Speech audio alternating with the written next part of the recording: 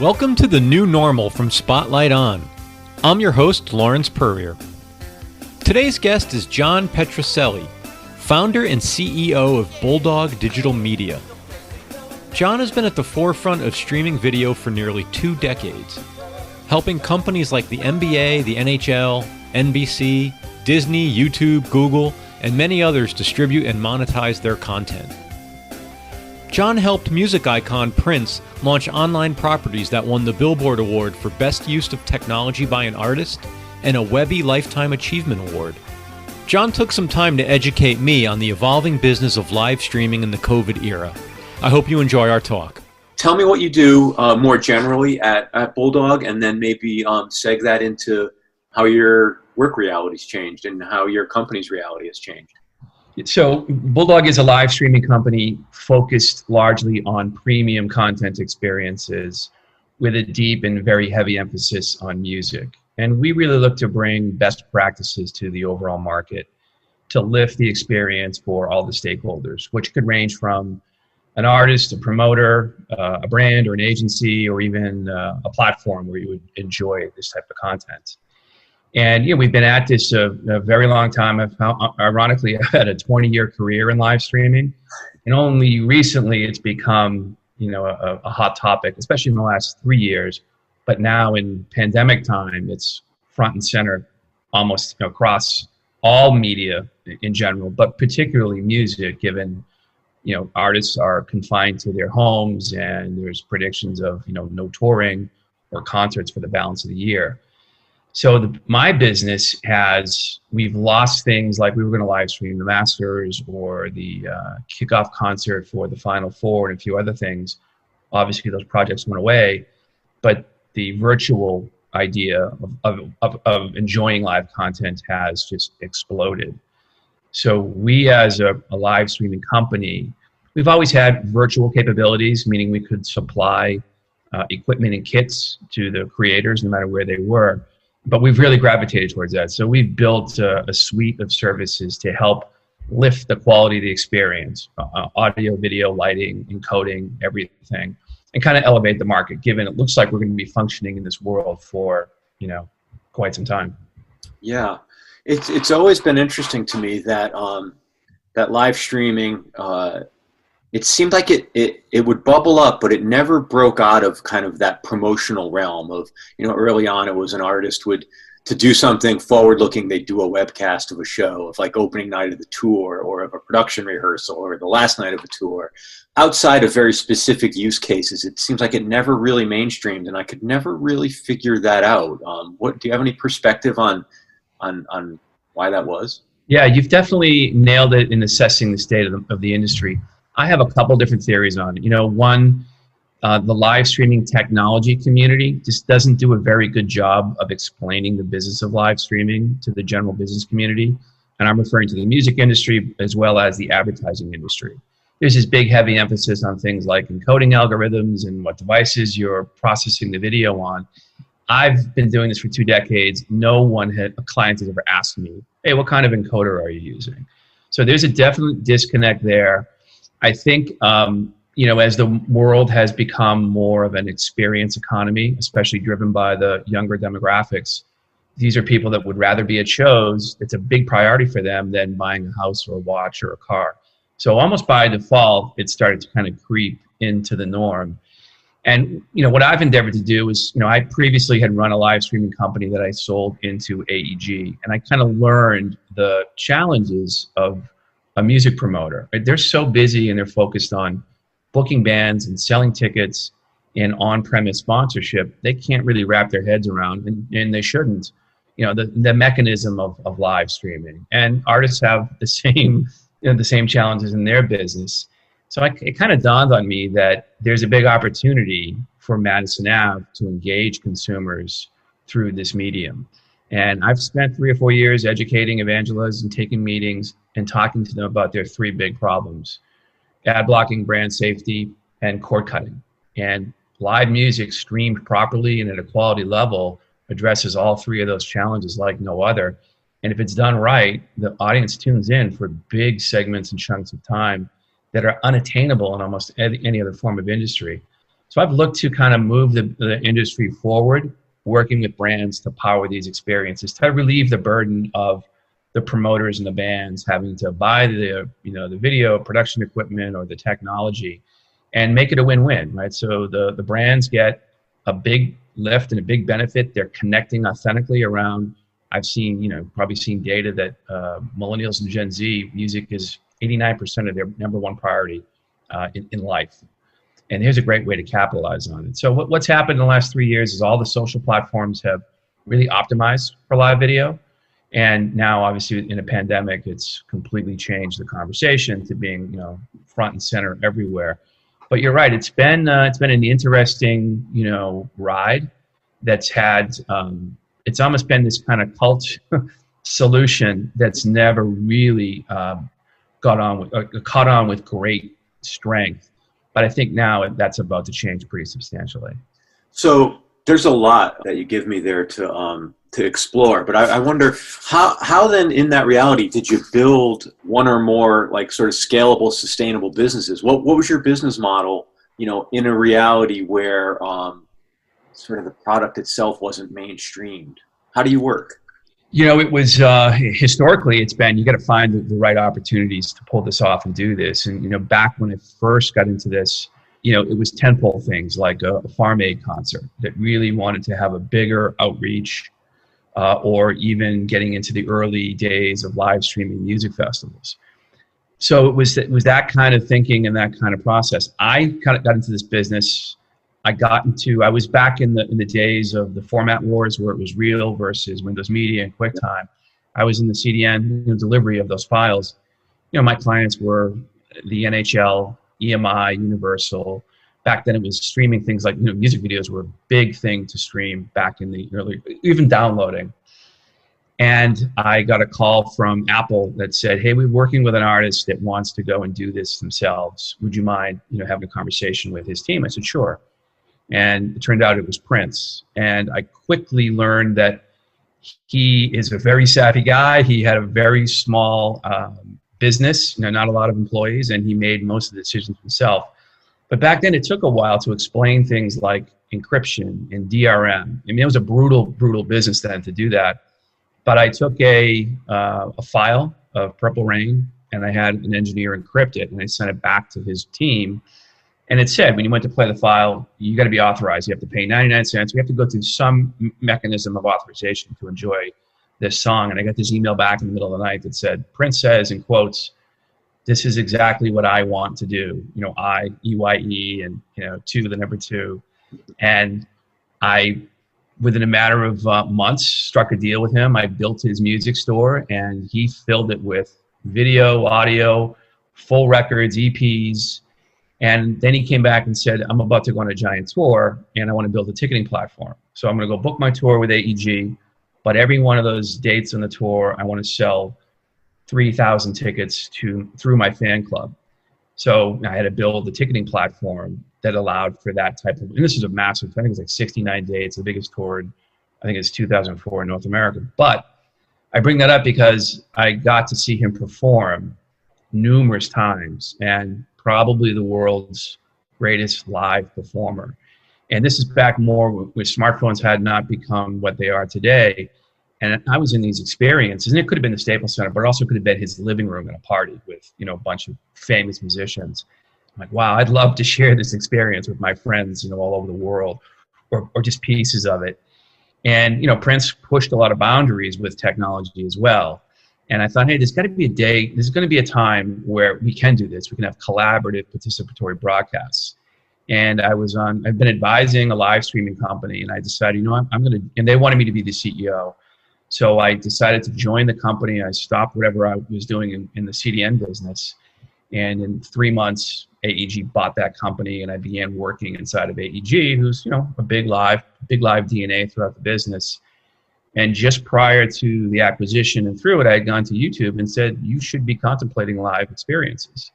One is a way to drive a highly engaged audience, and 2, expose the audience to all the assets that live on the YouTube platform post-event. And we had this proof of concept. The planets aligned. Alicia Keys did a show at an AEG venue in Times Square, streamed on YouTube and brought to the viewer by American Express. and we produced, executed. Back then, YouTube was purely VOD, and they came back to me and said, you were right. We had a very happy artist, thrilled audience, and a super happy brand. We want to get into this business, but today we're an on-demand company. So for 3 or 4 years, we powered everything on YouTube: Coachella, Bonnaroo, Rock in Rio, Lollapalooza, Austin City Limits, product launches, movie premieres, the first royal wedding. And that process of working with Prince, being inside of AEG, and working with YouTube, it dawned on me the world was headed towards this experience economy. So I spun out of AEG and I formed this business.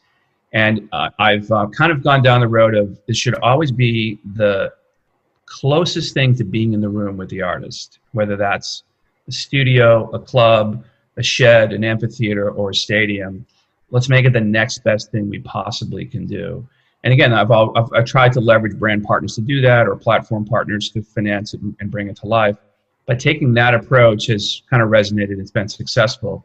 And this is true of other forms of live video as well. And that's kind of how I've kind of navigated the market and kind of got to the, I've learned a lot along the way too. You're a person like Prince or, the YouTube, it'll give you great feedback. And so will the audience. Like the digital audience will tell you, I like this, I don't like that. I want to see this, I don't want to see that. So it's been a lot of I've learned what not to do as well. So it's kind of been that kind of journey, I think is the best way to describe it.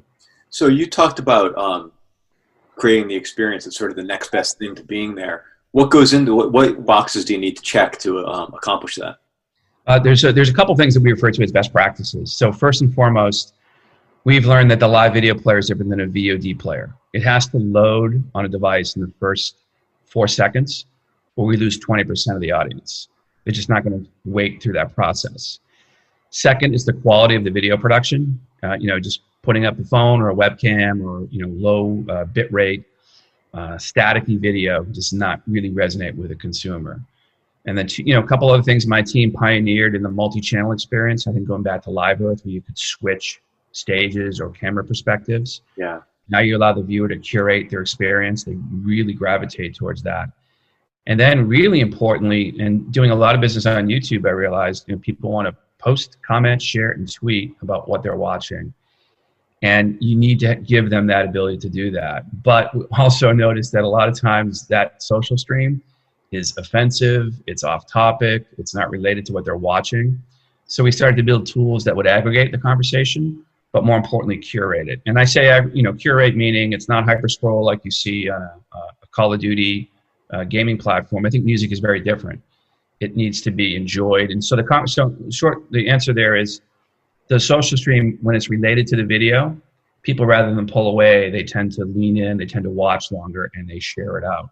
And then we learned other things too, the goal being, how do we transform the viewer into a participant? And that's really the key. So other things we can turn on are things like a polling widget or a trivia widget, help the band pick the encore, or what's your favorite record of their collection? And now they're completely engaged. And we turn these things on, the watch times really accelerate. We did the American Express Unstage series, back in the day, and the average watch time was 25 minutes. And for Amex, that was just mind blowing. And I've done music festivals with Coca-Cola where the average watch time using these tools was 29 minutes on mobile and 113 minutes on desktop. And so this is good for both the brands, but as well as the artists and the bands performing. So that's been, I think a major differentiator. Now I've learned if you're just going to put the video up and it becomes surveillance video, especially in music, you'll get people to come and check it out, but they're not going to stick around. They're not going to share it out. They're probably not going to come back. So, doing it the right way out of the gates is a key thing to do, especially with music. In an arena show or even a festival show, are you using the same camera feeds that are already there for like the screens and for, are you bringing in your own production or is it just leveraging those feeds? Back when we first started doing this, we would bring the full turnkey solution. So the promoter would benefit by having now the iMag, video workflow included in the webcast engagement experience. As we progressed, we realized now that screens are pretty powerful at festivals of all sizes. So it's more scalable. The big challenge here is the video cost.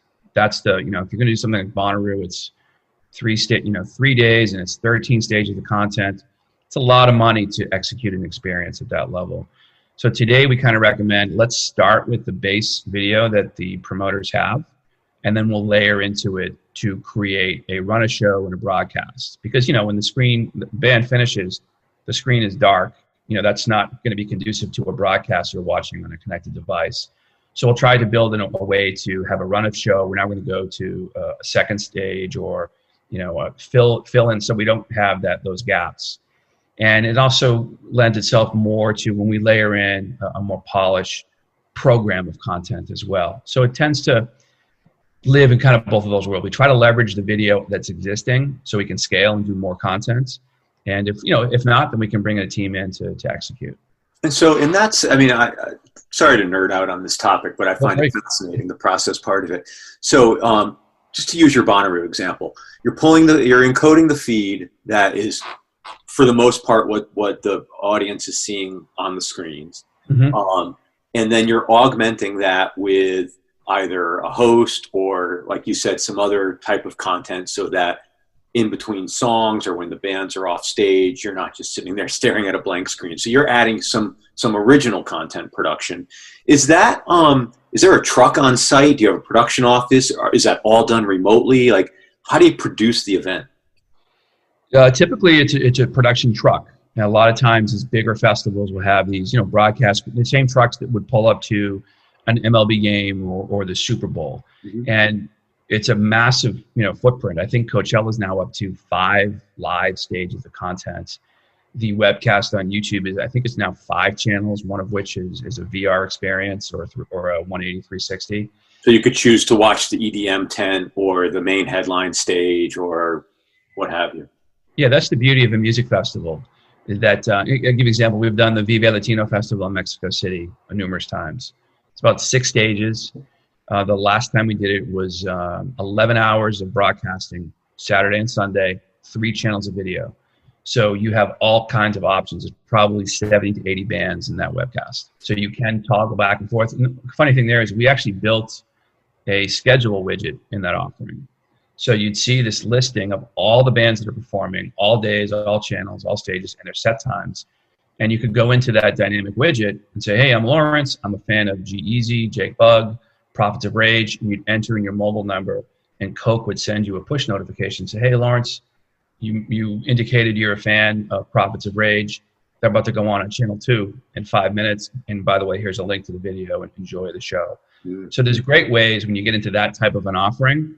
Now the viewers are completely engaged in the experience. And to your point, they might not be interested in that hip hop artist. They're more of a pop fan. They want to go see Ariana Grande. So you have that, and that's the beauty of a festival. And then the festivals that are genre specific, you've got an audience that can still toggle and go between the different artists they're offering.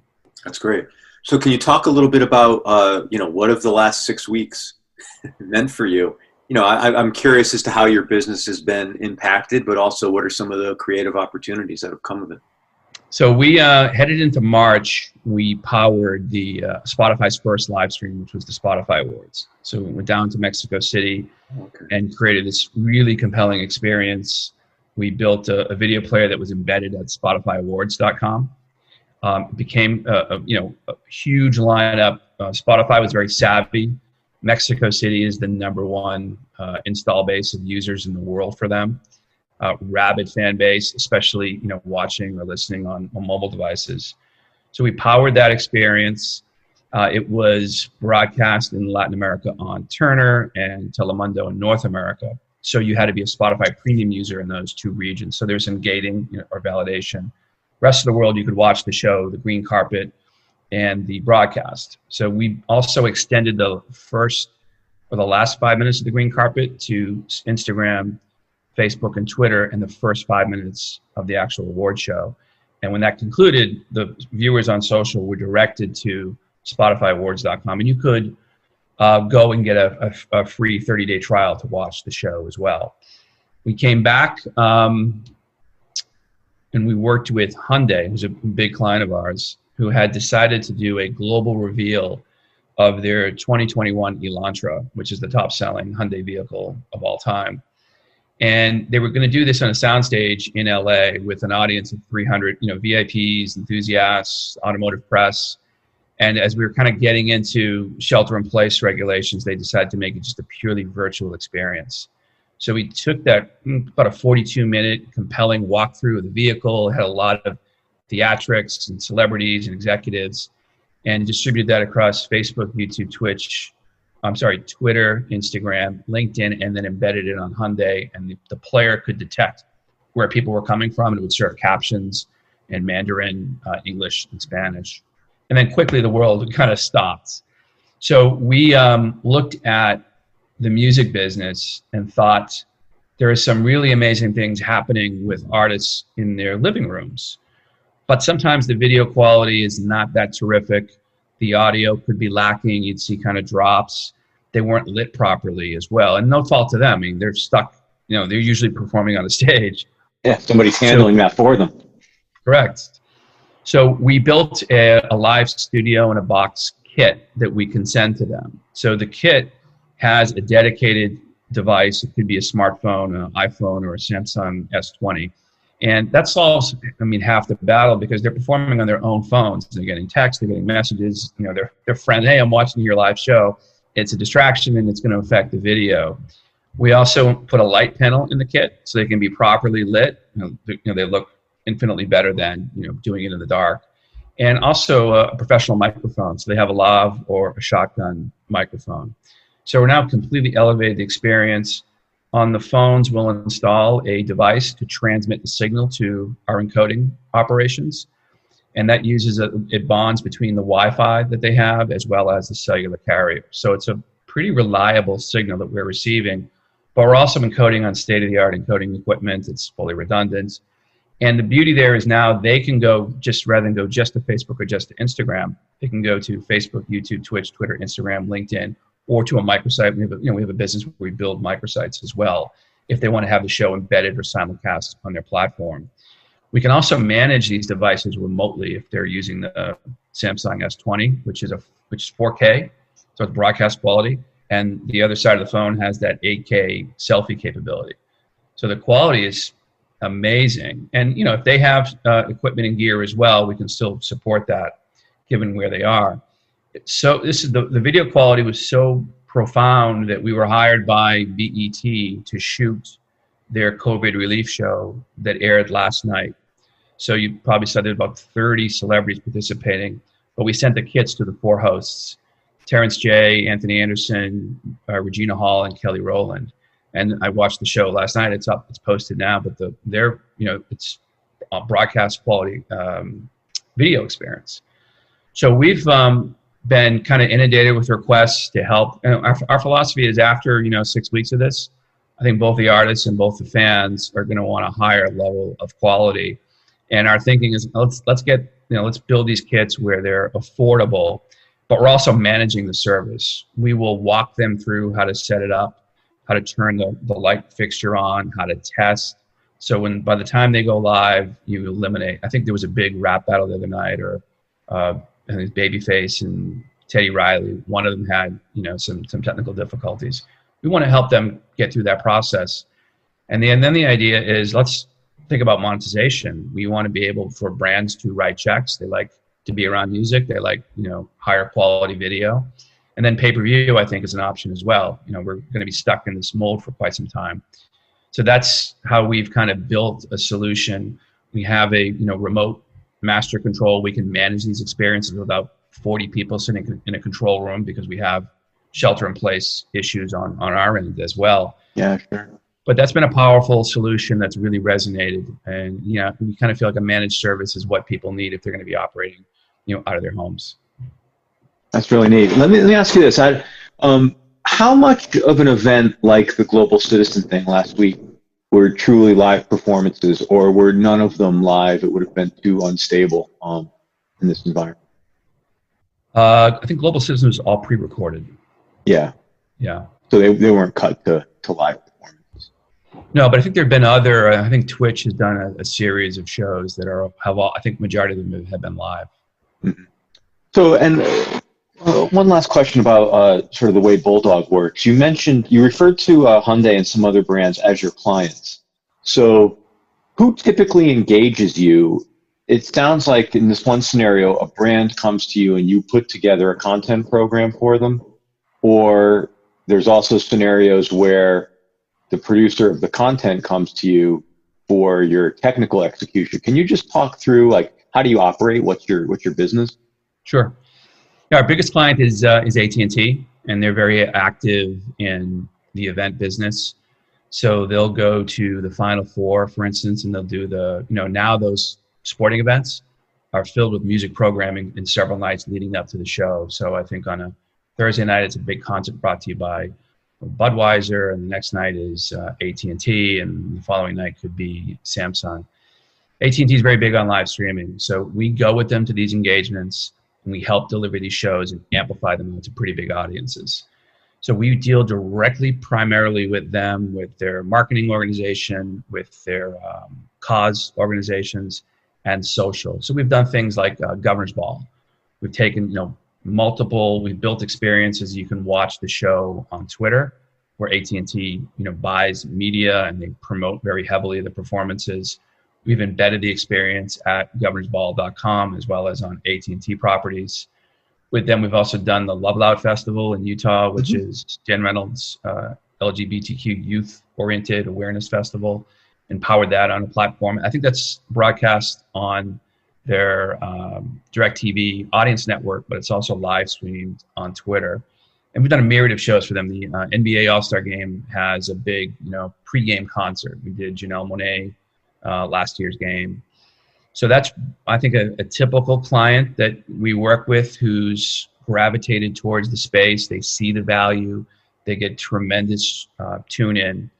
Other clients, Hyundai is, more focused now on their automotive business, but they realize that, music aligns very heavily with what they're doing. Also, the tech in the vehicle is really important to consumers. Bluetooth and digital key swapping that a parent can give the authorize someone in their family to drive the car as well. So we've helped them share those shows out to, I would say, a much bigger audience. And we've worked with American Express, Justin Timberlake's record release party at the Super Bowl Minneapolis the year prior at Paisley Park.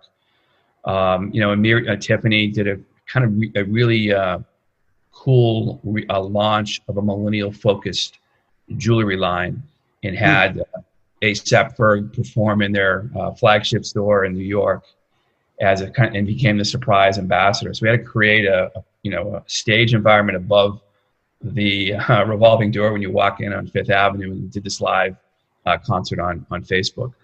Half the time, though, our clients are agencies that are working on behalf of brands, and they're coming up with ideas, or they're the experiential agency. They're heavily involved in music, and they'll come to us and say, we have a partnership idea we want to bring to you. How would you recommend us executing it? How would you stream it? With music directly, we've also, worked with Kanye. We've live streamed a lot of his Sunday services on his sundayservice.com website. Solange is, record release, again, embedded on her property. So it's, no project is identical to the next, but what is consistent with us is let's do this at the right level. Let's have everything be fully redundant. If there's an issue with internet failure at the venue, we'll have a backup signal, whether that's satellite or fiber or the bonded solution I mentioned. Let's ensure that it's, again, the closest thing to being at that show. You're going to walk through the door and you're going to enjoy it. But if you're physically not there, how do we replicate that in the digital realm? And luckily for us, we've had a pretty good handle given our pedigree and our experience and how to pull that off. Great. Thank you for sharing all that. I love your business just as a sort of student of it, and as somebody who did a lot of early webcasting and had to, I did an event 20 some odd years ago where we had to schedule the ISDN to be late in the venue because the venue couldn't support a webcast. So all kinds of things like, yeah, sure. Dealing with satellite trucks and all kinds of things that, as a company that was running artist websites, we found ourselves laying fiber in in parking lots Yeah. and things like that. So really incredible to watch this space. And it's actually fun to see it have its time and have its moment. And it sounds like a lot of the things you're working on, while they are timely, they're going to sustain. So it's great to see these things finally emerge. Yeah, I remember those days. They were kind of painful going through those. What's the connectivity of the venue? And kind of the way we got into business with AEG is they were building out the LA Live complex, and we were consulting and advising them on how to build infrastructure where you could be broadcasting from. There was the Staples Center, the Nokia Theater. There's a Target Terrace. There's a Grammy Museum that has a theater inside of it, the Conga Room.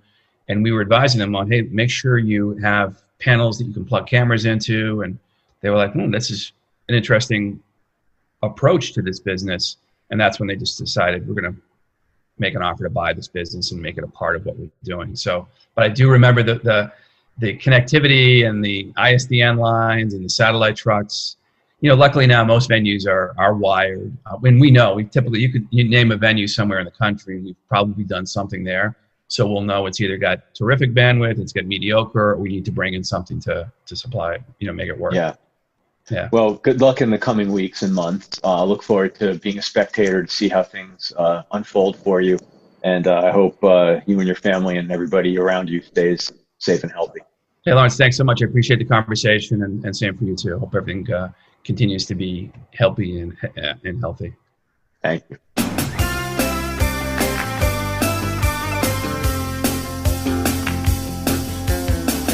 Thank you so much to John Petrocelli and everyone at Bulldog. Thank you to our editor, Craig Snyder, and thank you to Ant Taylor and the gang at Light. What's your new normal like? Let me know at lawrence@light.com. That's LAWRENCE@LYTE.com. I enjoy hearing from you. Thanks so much for listening, and stay safe.